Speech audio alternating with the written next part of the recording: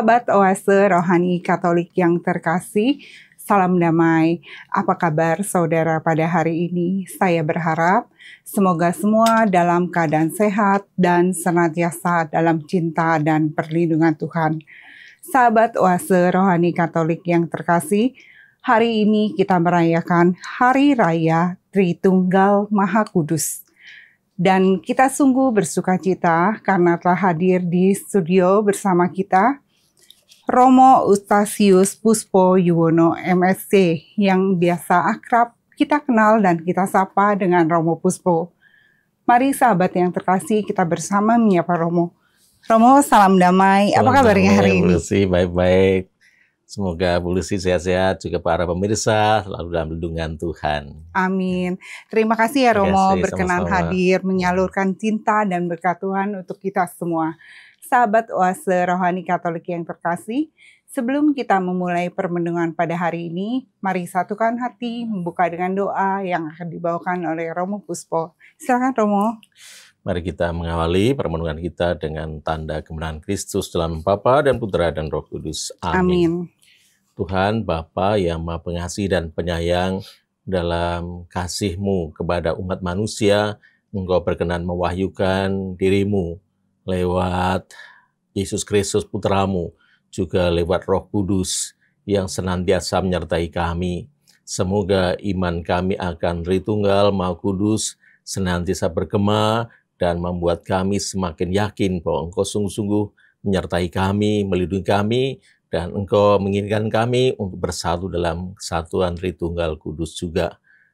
Kami mohon berkat-Mu bagi permenungan kami pada hari ini, semoga semakin meneguhkan iman kepercayaan kami kepadamu. Demi Kristus Tuhan dan Juru Selamat kami. Amin. Dalam nama Bapa dan Putra dan Roh Kudus. Amin. Antifon pembuka. Terpujilah Allah Bapa dan Putra Allah yang tunggal serta Roh Kudus, karena besarlah kasih-Nya bagi kita.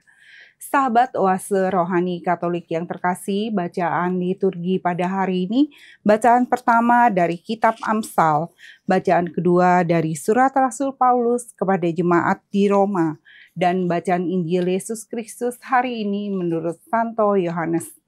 Dan saya akan membacakan bacaan pertama dan kedua pada hari ini. Bacaan dari Kitab Amsal. Inilah sabda kebijaksanaan Allah. Tuhan telah menciptakan aku sebagai permulaan pekerjaannya, sebagai perbuatannya yang pertama. Sudah pada zaman purbakala aku dibentuk, pada awal mula sebelum bumi ada.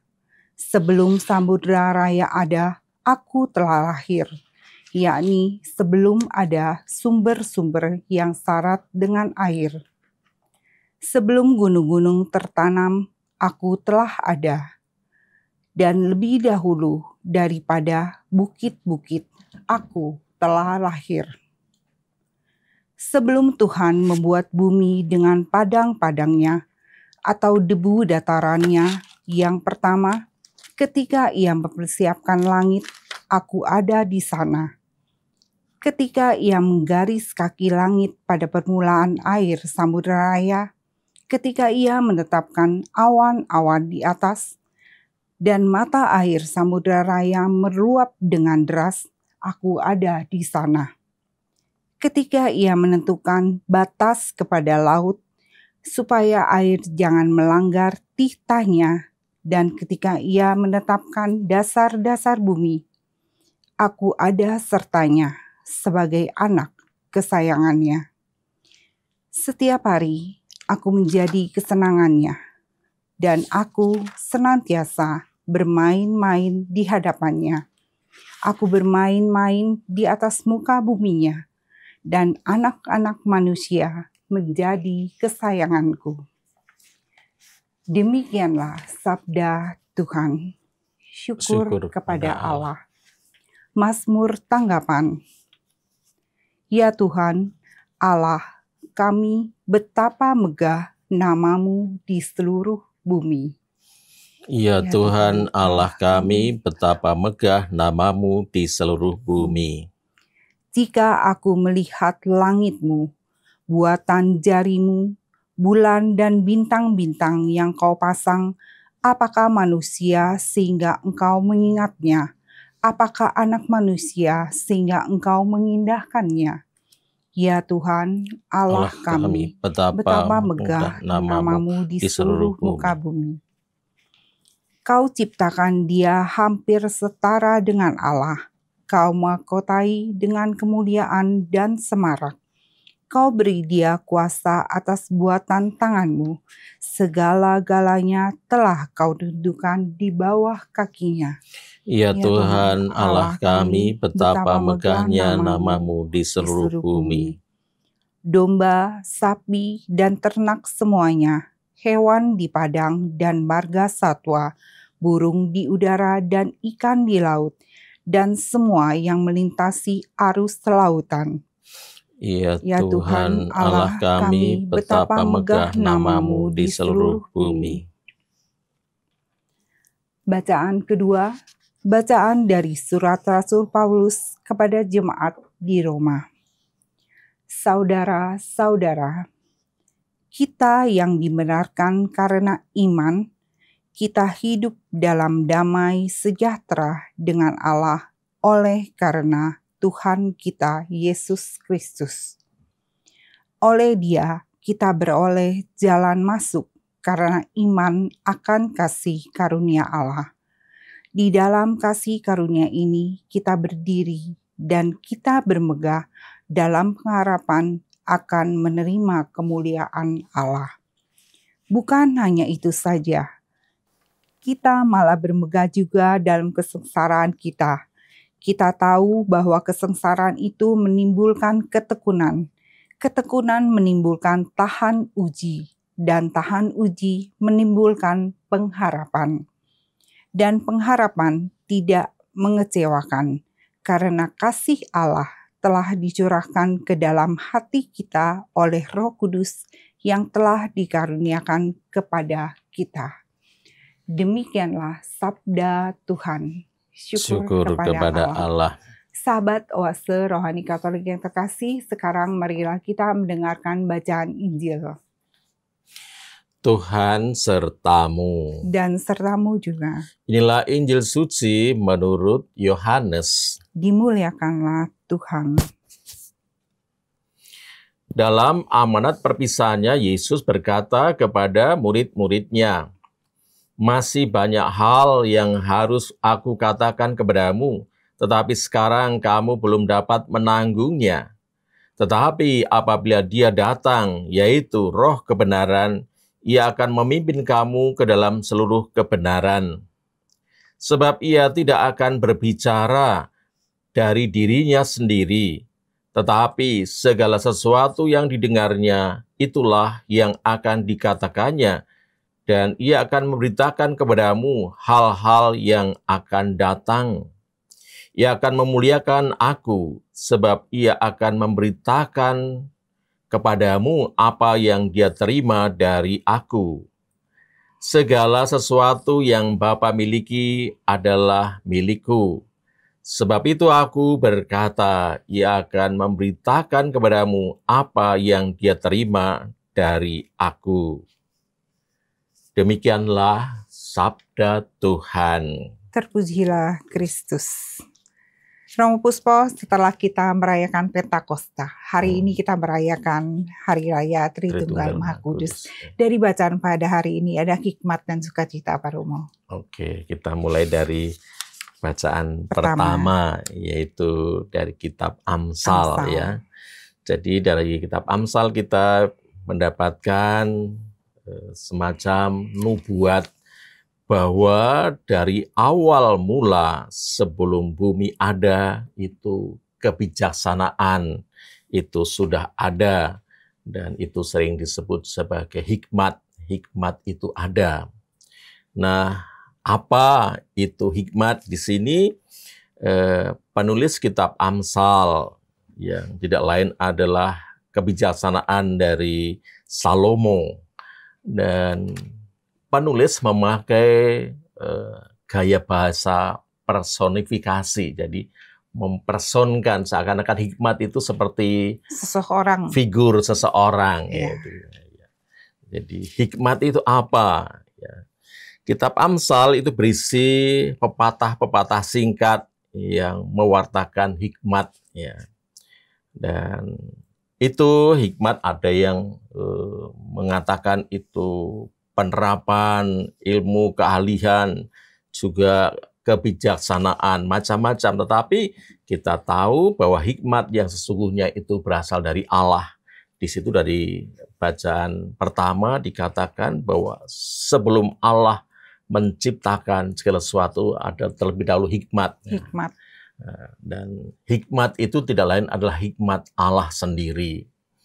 Dan kalau dalam konteks Tritunggal, ya, hikmat itu menyatu dengan Allah, yaitu Allah Bapa, Allah Putra, yaitu yang disebut sebagai firman. Putra adalah firman Allah sendiri yang menjadi manusia, dan ada di sana Roh Kudus, roh melayang-layang di atas bumi. Lalu Allah bersabda dan terjadilah apa yang disabdakan itu. Nah, jadi dari kitab Amsal ini kita mau disadarkan bahwa Allah itu sang kebijaksanaan sejati yang mengatur dunia, itu adalah kebijaksanaan sejati, dan kita mewarisi kebijaksanaan dari Allah itu sendiri. Ya. Jadi begitu secara singkat boleh saya sampaikan. Jadi hikmat Tuhan itu lebih berharga dikatakan itu daripada permata dalam Amsal 8 ayat 11 itu. Lalu di sana Yesus sering disebut sebagai hikmat Allah bagi manusia. Jadi dari 1 Korintus bab 1 ayat 24 itu. Jadi hikmat Allah, kebijaksanaan tidak lain juga adalah Yesus sendiri. Jadi bisa dikatakan Yesus itu dari awal mula sebelum dunia ada, Yesus itu sudah ada. Bersatu dengan Bapa, dan Yesus adalah Bapa yang adalah Roh Allah sendiri juga.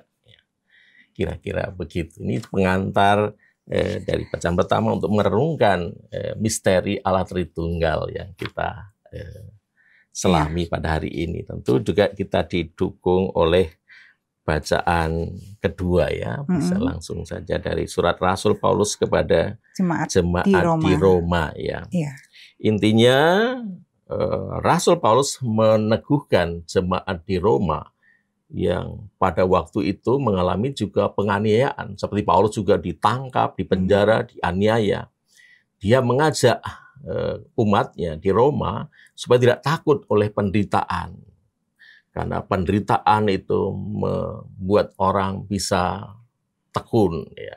Tekun, tahan uji. Tahan uji. Iya, dan tahan uji itu membuat dia punya pengharapan. Dan tahun ini kita merayakan bersama pengharapan yang tidak pernah dikecewakan, spes non confunded, ya.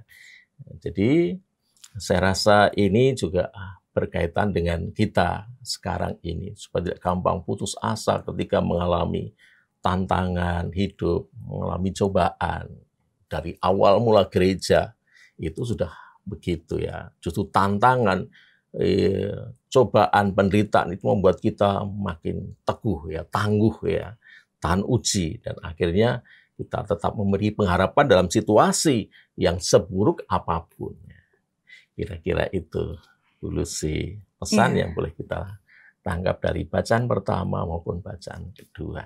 Ya. Jadi Romo, sebenarnya tuh hikmat kebijaksanaan itu udah ada pada diri kita juga, ya, pada awal Tuhan menciptakan kita. Dan juga di dalam kehidupan yang kita jalani, kita dalam penjarahan kita harus terus berpengharapan, ya Romo, ya. Bagaimana kita bisa tahan uji dalam pengharapan kita, supaya rahmat kebijaksanaan selalu ada. Itu kan harus kita mohon selalu, ya Romo, ya. Iya. Jadi kan dalam Sabta Karunia Roh Kudus yang kita mohonkan waktu novena kali lalu, ya. Betul. Itu kan ada antara roh kekuatan. Roh kekuatan itu apa? Atau keperkasaan. Roh keperkasaan itu sama, itu yang kita mohonkan. Dari Roh Kudus yang ditanamkan ada unsur satu yaitu roh keperkasaan buat kita itu tangguh, tahan uji. Nah, maka kadang-kadang umat kita ini keliru. Dalam novena Roh Kudus, malah yang diminta supaya rumahnya cepat terjual, mobilnya cepat laku, dapat pekerjaan. Padahal inti dari novena adalah mohon karunia Roh Kudus, 7 supaya karunia ada di diri kita, ya, hal-hal lain itu akan ditambahkan. Yang penting itu yang kita mohonkan. Benar. Dari Roh Kudus yang akan datang. Kebutuhan apa yang dalam diri? Mungkin saya gampang takut. Aduh, kalau malam itu takut jalan sendiri, takut cemas. Nah, justru barangkali roh takut akan Allah itu yang diminta supaya kita lebih takut pada Tuhan daripada takut pada setan. Betul. Iya. Dan juga di dalam 7 karunia Roh Kudus juga ada bagaimana kita dapat kebijaksanaan menggunakan hal duniawi untuk pemilihan Tuhan, ya Romo, ya. Benar. Iya. Betul. Jadi ini membuka mata hati kita untuk lebih peka dan lebih tahu bahwa kehadiran Allah di dalam Roh Kudusnya mewakili semua yang kita harapkan, ya Romo, ya, kalau Roh Kudus ada dalam kita. Roh Kudus itu yang memampukan kita tetap memiliki pengharapan. Nah, gitu ya. Betul. Iya.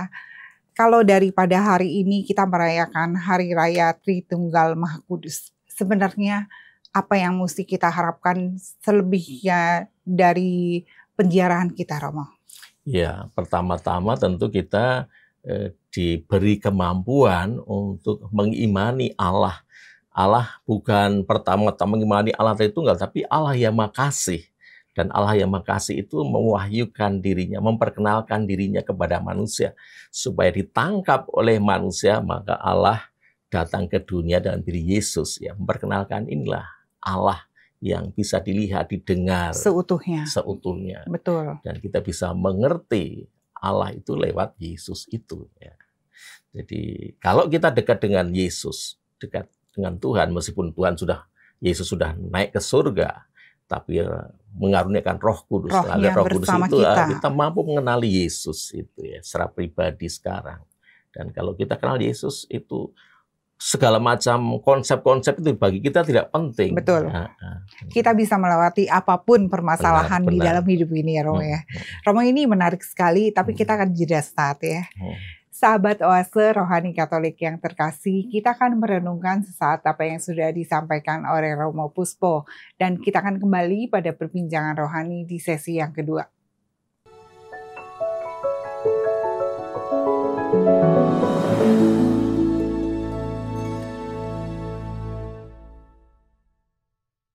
Sahabat Oase Rohani Katolik yang terkasih, salam damai. Kita kembali lagi pada perbincangan rohani yang kedua bersama dengan saya, Angelika Luciana, dan Romo Ustasius Puspo Yuwono MSc. Anda masih menyimak Oase Rohani Katolik. Romo Puspo, kita kembali lagi pada dialog iman yang kedua. Kalau dari bacaan Injil pada hari ini, ada hikmat dan sukacita, Pak Romo? Iya, dalam bacaan Injil, sebelum Yesus meninggalkan para murid, ya, Yesus memberikan satu janji bahwa mereka ini akan diberikan pengertian, ya, yang saat ini belum bisa disampaikan, tapi ada waktunya nanti mereka setelah menerima Roh Kudus, para murid bisa memahami akan kasih Tuhan, betapa besar kasih Tuhan, mengenal Allah juga lebih dalam, ya, lewat kehadiran Roh Kudus. Jadi paham tentang Tritunggal yang juga sudah disampaikan Yesus ketika Yesus mengajarkan tentang Bapa, berdoa kepada Bapa di surga, lalu adanya Roh Kudus, lalu yang akan memimpin jadi Roh Penghibur, itu barangkali juga belum bisa dipahami oleh para murid. Tetapi ya Yesus semacam memberikan kesempatan untuk pelan-pelan itu disampaikan lewat proses. Jadi pemahaman tentang Allah itu akan terjadi juga lewat proses, tidak sekali jadi Roh Kudus turun langsung semua jelas, tidak. Yeah. Supaya itu menjadi juga bagian dari pergumulan iman, pelan-pelan mengenal Allah, mencintai Allah, ya. Maka untuk bisa memahami, kalau hari kita merenungkan paham tentang Tritunggal, itu bukan pertama-tama kita mengerti konsep-konsep tentang Tritunggal, sebenarnya tidak penting. Bahwa Allah itu berusaha membuka diri. Jadi paham tentang Tritunggal harus dilihat dalam konteks pemahaman kita tentang wahyu. Kalau itu kita tidak salah dalam memahami wahyu Allah, ya itu bisa kita salah dalam memahami Allah Tritunggal. Jadi paham tentang Tritunggal bukan sesuatu yang dituliskan lalu dari tulisan itu diulas, dianalisa, bukan. Tetapi kehendak sendiri Allah yang menjadi manusia memperkenalkan tadi. Wahyu adalah perkenalan diri Allah. Allah memperkenalkan siapa dirinya. Ya, mulai dari awal itu sudah dari perjanjian lama lihat para nabi. Orang pelan-pelan diajak memahami bahwa Allah itu esa. Allah itu satu. Lalu juga pelan-pelan juga Allah itu bukan hanya bersabda lewat para nabi, tapi akhirnya juga Allah membuka diri kepada manusia dan hadir di tengah-tengah kita dalam diri Yesus. Ya. Maka dalam awal dari kisah kelahiran itu kan malaikat itu menyampaikan pada Maria, dan pada saat menyampaikan kabar sukacita kepada Maria itu sudah diungkapkan akan hakikat Allah Tritunggal itu. Roh Tuhan akan menyertai engkau, ya. Roh Allah, jadi Roh Kudus. Dan kuasa Allah yang Maha Tinggi tidak lain adalah kuasa Bapa sendiri akan menyertai engkau. Dan anak yang akan dilahirkan itu akan disebut Kudus, anak Allah. Berarti kan sudah ada 3 pribadi. Sejak awal itu Maria tidak tahu apa-apa, lalu malaikat sudah mewartakan itu. Dan itu dalam Injil Yohanes banyak kali konsep Tritunggal semacam 3 struktur Bapa, Putra, Roh Kudus selalu diulang-ulang. Dalam akhir Injil Matius itu dalam pengutusan, pergilah ke seluruh dunia, baptislah mereka dalam nama Bapa dan Putra dan Roh Kudus. Dan itu sangat gamblang sekali. Jadi bukan paham tentang Tritunggal bukan sesuatu konsep yang kita rumuskan, tidak. Itu disampaikan Allah dan kita, ya kalau Allah yang menyampaikan kita hanya bisa menerima. Maka kita menerima pewahyuan diri Allah itu dengan iman. Jadi Allah Tritunggal hanya bisa kita pahami dengan iman pada Tuhan dan membina relasi dengan Yesus, dengan Roh Kudus yang dikaruniakan kepada kita. Ya. Iya, Romo tadi kan Romo ungkapkan bahwa Allah Esa, tetap konsepnya adalah satu. Ya. Seperti juga bacaan Injil pada hari ini, Tuhan menutupnya, apa yang Bapak miliki adalah aku juga. Kadang-kala kita juga sering difirmankan Tuhan bahwa mintalah kepada Bapa di dalam namaku, maka akan diberikan. Sebagai anak-anak Bapa ya, apa sih yang harus kita buat di dalam kehidupan ini supaya kita bisa menghasilkan kebaikan bagi sekitar kita, Romo? Iya. Jadi kalau kita hidup sudah diinspirasi oleh Roh Kudus, lalu kita menghasilkan buah-buah roh, ya. Buah-buah kasih itu adalah apa ya? Sukacita, damai sejahtera, damai, lemah lembutan. Betul. Nah itu dengan sendirinya kita bisa menjadi, kalau dalam bahasa yang sering dikatakan Yesus, garam dunia, kamu harus menjadi garam dunia, menjadi terang dunia. Itulah identitas kita. Supaya kita punya impact kepada sesama, punya pengaruh pada orang lain. Punya manfaat hidup kita buat sesama ya, Romo. Betul. Kita diciptakan, kita dikasih itu bukan untuk kita sendiri supaya kita bahagia sendiri, tetapi supaya juga ditularkan kepada orang lain. Itulah maknanya kita menerima roh, ya, Roh Kudus yang dikatakan dalam ayat 13, Roh Kudus akan memimpin kamu kepada seluruh kebenaran. Ya. Dan pertolongan Roh Kudus itu bukan hanya sekarang, tetapi untuk seterusnya. Dari awal mula gereja itu sudah disertai dengan Roh Kudus sampai selama-lamanya. Jadi kita tidak perlu takut, tidak perlu cemas. Ya. Kalau kita sekarang tidak bisa menerangkan Allah Tritunggal atau ditanya saya belum bisa jawab, nggak apa-apa, nggak usah sedih. Ya. Yang penting kita menjalin relasi dengan Allah yang kita kasihi dan Allah mengasihi kita. Kalau kita mampu merasakan kasih Tuhan dalam kehidupan kita, lalu kita bisa bersyukur, itu sudah sesuatu sekali ya. Betul. Hidup dipenuhi dengan rasa syukur. Kita tidak perlu menjelaskan Allah Tritunggal begini-begini, tapi kita hidup dalam kasih, menjadi terang, menjadi garam. Nah, itu kita sudah memenuhi apa yang dikehendaki Tuhan bagi kita. Itu sebagai contoh bahwa kita anak Allah yang selalu bersyukur ya Rama ya. Benar. Berarti kita mesti membuka hati kita selalu supaya roh Allah tercurah di dalam diri kita. Seperti itu ya Rama ya.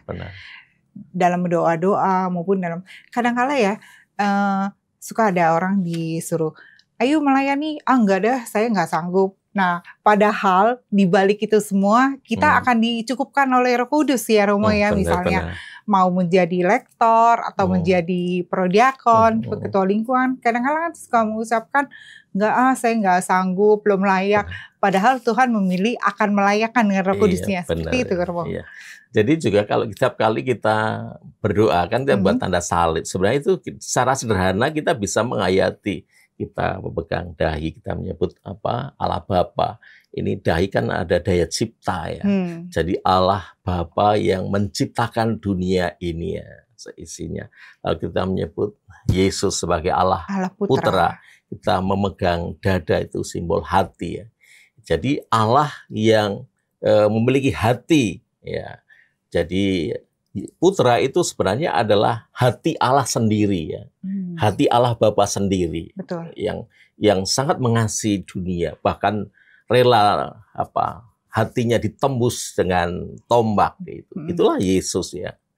Lalu kita memegang ini bahu itu lambang yang menggerakkan ya.